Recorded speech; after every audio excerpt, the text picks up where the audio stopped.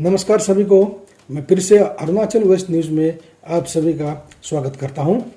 दोस्तों, जैसे कि आपने देखा, हम अरुणाचल वेस्ट न्यूज़ अपने एक एपिसोड में दिखाया था कि वेस्ट सियांग डिस्ट्रिक्ट का हेडक्वार्टर आलो का गार्बेज वेस्ट मैनेजमेंट किस हाल में है। दोस्तों, अरुणाचल वेस्ट न्यूज़ उस एपिसोड के बाद छानबीन शुरू किया और तब हमें पता चला कि आलो के गार्बेज वेस्ट मैनेजमेंट को लेके एक PIL यानी कि public interest litigation honourable high court में फाइल किया गया है। तो आज मैं आपको उस PIL के पेटिशनर से मिलवाना चाहूँगा।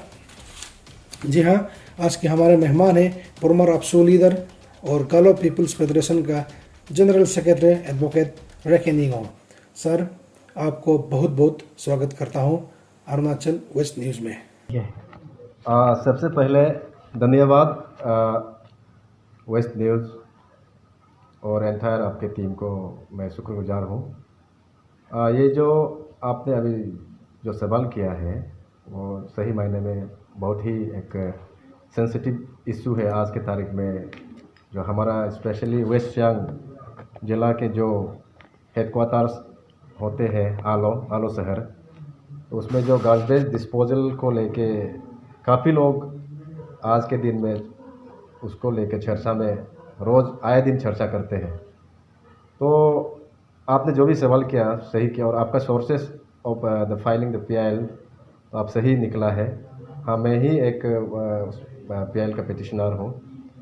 तो मैं उस PIL को मैं क्यों फाइल किया और कौन सा बेसिस में फाइल किया, मैं आपके चैनल के माध्यम से हर आलो के वासियों और स्टेट के वासियों को बताना चाहूँगा कि मैं भी वहाँ का एक रेसिडेंट हूँ, लोकल रेसिडेंट हूँ। Basically I am from AE village, तो जो कि उस गार्बेज डिस्पोजल एरिया से होके गुजर के आना जाना करना पड़ता है। जब भी मैं टाउन जाता हूँ तो उसको हमेशा हर रोज़ गुजर के जाना पड़ता है। तो मेरा मन में ये आया कि हर डिस्ट्रिक्ट में और एंटायर स्टेट में आज डिस्पोजल ऑफ गार्बेजेस और वेस्ट मैनेजमेंट बहुत ही एक मतलब सेंसिटिव इशू रह गया। तो मैं सब चीज़ को जानने के लिए सबसे पहले मैं RTI फाइल किया। इसका जो नोडल ऑफिस होता है, नोडल डिपार्टमेंट होता है, अर्बन एंड डेवलपमेंट डिपार्टमेंट होता है। तो मैंने RTI फाइल किया। मैं RTI आपका 2010 को अक्टूबर महीना में फ़ाइल किया।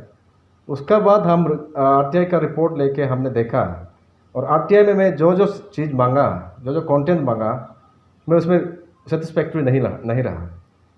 तो उस RTI में मैं खास करके आलो शहर का जो गार्बेजेस है, वेस्ट डिस्पोजल है, उसको लेके हम गाइडलाइंस को पूछा है।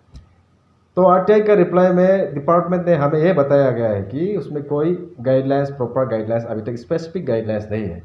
वेरेज ढेर सारा guidelines government of Arunachal Pradesh का नोटिफिकेशंस है। शायद वो डिपार्टमेंट का पक्ष में है कि नहीं मेरे को पता नहीं, लेकिन मेरा RTI का जो रिप्लाई है उसमें वो डिपार्टमेंट ने बोला है कि disposal of waste and garbage का स्पेसिफिक कोई आज तक गाइडलाइंस नहीं है। ये एक सबसे पहले बहुत बड़ा मेरे लिए एक मुद्दा रह गया। उसके बाद सेकेंड में मैं ये पूछा है कि क्योंकि गवर्नमेंट वेस्ट मैनेजमेंट के लिए काफ़ी सारा फंड दिया जाता है जी। तो उस RTI का रिप्लाई में ये भी हमें पता चला है कि उसका यूटिलाइजेशन सर्टिफिकेट में मांगा है। जितना फंड गवर्नमेंट यहाँ बेचता है डिस्ट्रिक्ट को, अर्बन डिपार्टमेंट को, तो उसका यूटिलाइजेशन कैसे कर रहे हैं। तो मैंने RTI का थ्रू UC को मांगा, यूटिलाइजेशन सर्टिफिकेट बोलता है उसको। तो RTI का रिप्लाई में हम UC मांगा था क्योंकि गार्बेज डिस्पोजल के लिए जो गवर्नमेंट से फंड देते हैं तो हम उस फंड का यूटिलाइजेशन सर्टिफिकेट डिपार्टमेंट को मांगा। तो डिपार्टमेंट ने रिप्लाई में ये बोला है कि यूटिलाइजेशन सर्टिफिकेट अवेलेबल नहीं है, जबकि वो एक बहुत बेसिक चीज़ होता है। जो भी फंड गवर्नमेंट से आप मिलता है उनका प्रॉपर यूटिलाइजेशन हो तो उसके लिए एक हमको यूटिलाइजेशन सर्टिफिकेट गवर्नमेंट को वापस देना होता है डिपार्टमेंट का तरफ से। तो ये स्पेशली वेस्ट मैनेजमेंट को लेके वेस्ट सियांग का पार्ट में हमें UC नहीं मिला। और थर्ड ये रहा है कि एक चीज़ होता है कि गार्बेज डिस्पोजल में हमारा लाइफ स्टॉक होता है। जैसे हमारा एक समाज में सबसे पहले आज का तारीख में सबसे बड़ा चीज़ ये होता है, मिथुन होता है, जो बॉस फ्रंटल बोलते हैं। तो ये चीज़ को प्रोटेक्शन के लिए, और नॉट ओनली मिथुन्स, आपका जो भी हमारा डोमेस्टिक एनिमल होता है, गाय बोलो, आपका गाहरी बोलो, जो भी हमारा डोमेस्टिक एनिमल, वो जो बहुत ही हमारे कम्युनिटी के लिए एक वो होता है, इम्पोर्टेंट जो स्पेसिस होता है, तो उसका और ह्यूमन जो हजार्डियस होता है उसका मैनेजमेंट के लिए, सेफ्टी मेजर्स के लिए क्या आपने सेफ्टी मेजर्स एडॉप्ट किया है, हम डिपार्टमेंट को ये पूछा है। तो आरटीआई के थ्रू ये पूछा है, तो डिपार्टमेंट का फिर एक रिप्लाई आया है कि ये भी अवेलेबल नहीं है, नील बोला है। तो हम अभी ये समझ में नहीं आ रहा है कि नील का क्या मीनिंग है, वो नील से क्या बताना चाहता है कि पब्लिक और आरटीआई का एप्लीकेंट को। तो इसलिए मैं ये सब को पूरा एकोमुलेट करके एक लगा है कि हमको ये इसको ऑनरेबल कोर्ट का थ्रू हमको पीआईएल करना है, तब जाके हम पीआईएल किया है। पीआईएल हम आपका ये रिसेंटली किया है, जहाँ पे आपका ऑनरेबल कोर्ट ने 6 वीक्स का समय दिया है। जी, तो थैंक यू सर, बहुत आप बहुत ही अच्छा काम कर रहे हैं।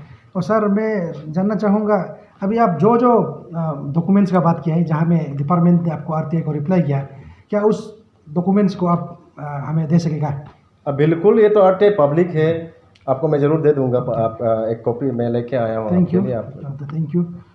और सर ऐसा क्या नौबत आ गया था आपको पीआईएल तक आना पड़ा? ये देखिए, इसमें ऐसे है कि आपका पीआईएल, आपने तो आपका व्यूअर्स को बता दिया, पब्लिक इंटरेस्ट लिटिगेशन। तो पब्लिक इंटरेस्ट लिटिगेशन तक हमें जाना क्यों पड़ा? क्योंकि आलो एक बहुत ही पुराना, सबसे एक स्टेट का बहुत बड़ा माने पुराना एक डिस्ट्रिक्ट हेडक्वार्टर्स है, और आलो को छोड़ के हमारा डिस्ट्रिक्ट पहले एक हम divided undivided West Siang district हुआ करता था। मेचुका, लेपरादा, आज सियांग डिस्ट्रिक्ट 3-4 डिस्ट्रिक्ट में आज डिवाइड हो गया। तो जो भी टूरिस्ट वगैरह जाता है और बाहर से जो भी विजिटर्स आता है, अभी जिस जगह में गार्बेज को डिस्पोज करके रखा हुआ है, डंप करके रखा है, उससे होके वो जस्ट एंट्री में, डिस्ट्रिक्ट हेडक्वार्टर का एंट्री पॉइंट में ऐसे एक लोकेट करके रखा है कि जहाँ पे एंटायर टाउन का गंदगी को इकट्ठा करके हम वेलकम माने गेट का तौर पे वहाँ रखा हुआ है। तो ये बहुत एक शर्मनाक चीज़ है। हम as a local resident of Aalo हम इसको भी फील किया है। और गार्बेज डिस्पोज होने का बहुत सा एक तरीका होता है, गवर्नमेंट का ढेर सारा आपका गाइडलाइंस है, उसका बाद बहुत सारा पॉलिसीज़ है, बहुत सारा आपका रूल्स वगैरह है, तो उनको प्रॉपरली फॉलो नहीं किया है। तो मैं सबसे पहले तो आपका ये जो आपका अनप्लान्ड डिस्पोजल है, अनप्लान्ड डिस्पोजल ऑफ गार्बेज, ये इसको लेके हमने आपका पीआईएल में ये किया है। उसके सेकेंड ये है कि इस पीआईएल का, इस अनप्लान्ड डिस्पोज का वजह से, गार्बेज डिस्पोजल का वजह से अब फिर आपका मेबू रिवर है, मेबू स्ट्रीम है, जो कि योमगो रिवर का एक ट्रिब्यूटरीज है जी। और योमगो जो अभी गार्बेज डिस्पोज करके रखा हुआ है, डायरेक्टली वो search into the stream of Mebu river, Mebu stream. और मेबू स्ट्रीम से जस्ट 15 मीटर का बाद फिर हमारा योमगो रिवर है। ये चलते, इसका चलते, अनप्लान्ड डिस्पोजल ऑफ गार्बेज का चलते अब ये योमगो रिवर को भी फॉल्यूट कर रहा है। तो इसमें बहुत सा सारा इकोलॉजिकल बैलेंस, एक्वाटिक लाइफ को ये होता है, इफेक्ट पड़ता है।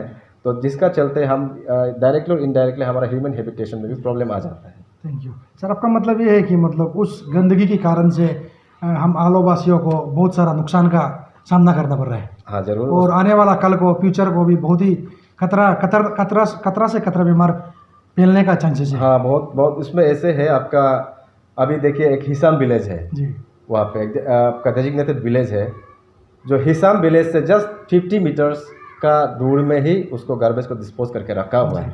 जो वहाँ से जो आपका ये उसको ओदोर बोलता है, जो ओदोर स्मेल पैदा होता है, तो डायरेक्टली उसको हिसाम का लोग इनहेल कर रहे हैं। तो जिसका चलते उसका हेल्थ में बहुत सा इफेक्ट पड़ने का संभावना है। और खास करके जो इन्फेंट होता है, बच्चा जो माइनर होता है, उसका हेल्थ में भी, उसका ग्रोथ में भी बहुत सारा प्रॉब्लम्स आने का संभावना है। ये हम नहीं बोल रहे, ये मेडिकली प्रूवन है। तो इसलिए हम ये सब को प्रोटेक्ट करने का ये मेजर्स को लेके हम आज ये पीआईएल तक हम आया है।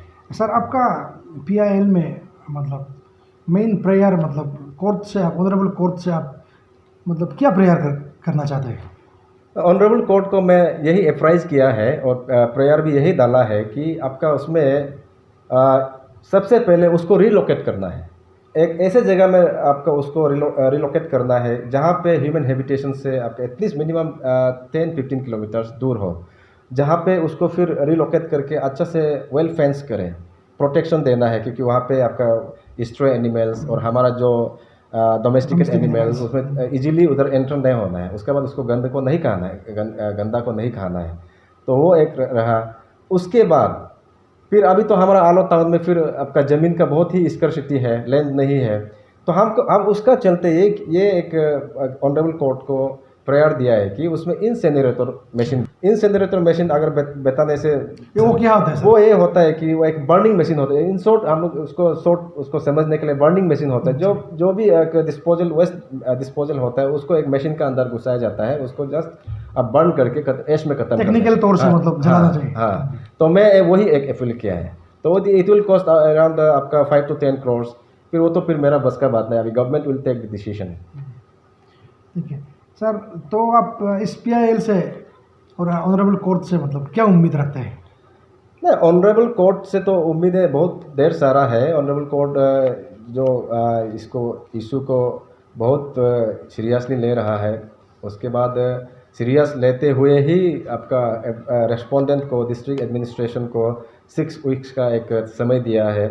तो आफ्टर 6 weeks वो लोग एफिडेविट फाइल करेगा और वो लोग रिप्लाई फाइल करेगा। वो लोग का रिप्लाई को देखेंगे हम। उसके बाद फिर ऑनरेबल कोर्ट को हम क्या एप्राइज करना है, ऑनरेबल कोर्ट को हम क्या प्रेयर देना है, हम फिर देते रहेंगे जब तक until and unless this honourable court give its favourable judgement to me.